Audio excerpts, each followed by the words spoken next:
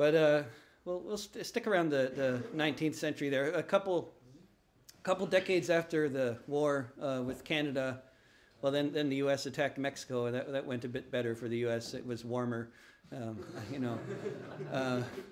They didn't freeze and starve, and you know. But and then you know, just around the time of the war with Mexico, actually during the time of the war with Mexico, in upstate New York was owned by one man, one extremely wealthy man, descended from Dutch royalty, and you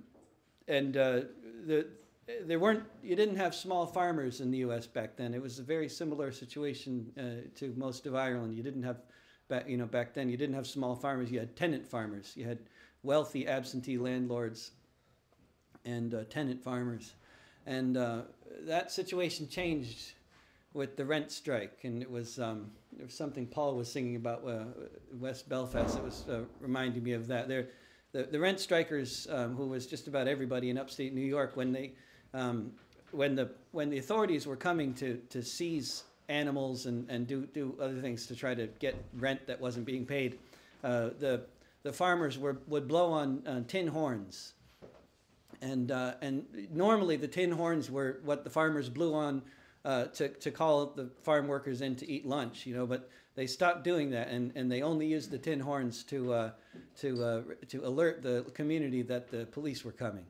And if any farmer actually used the tin horns to blow for lunch, well, basically anytime you blew a tin horn, you'd have 1,000 farmers coming on tenant farmers coming on horseback to defend the farm.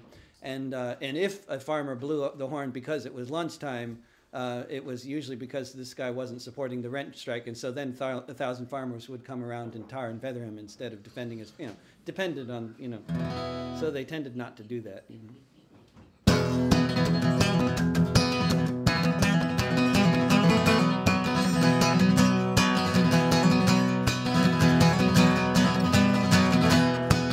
The patroons came from Holland to America, became landlords where none had been before. Soon one man owned 500,000 acres on both sides of the Hudson River shore.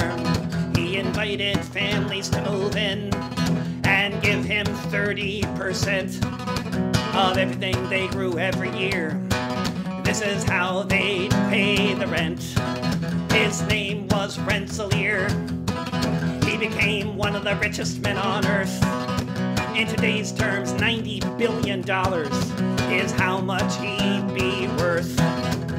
All this for doing nothing, but saying all of this was his. I have the power of the state behind me, and I'm in the landlord biz.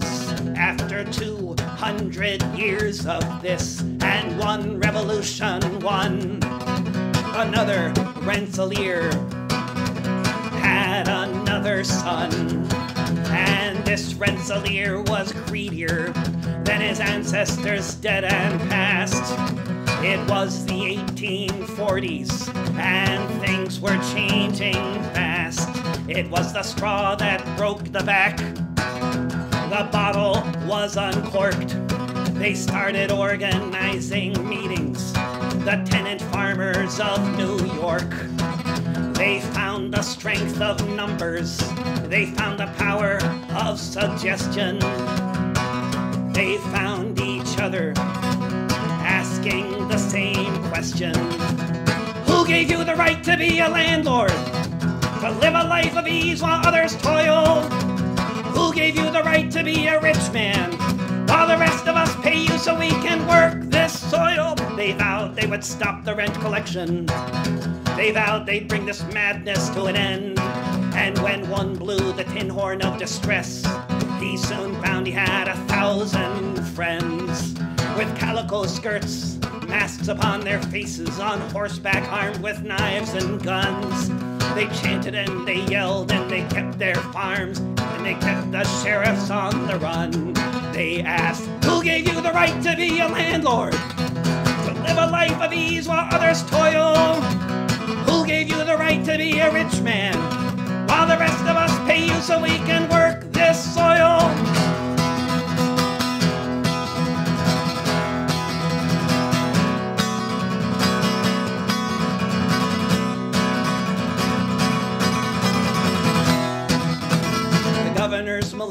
tried to stop them, but nothing could be done to break their will. And by 1848 the landlords buckled, sold their holdings to the farmers in the hills.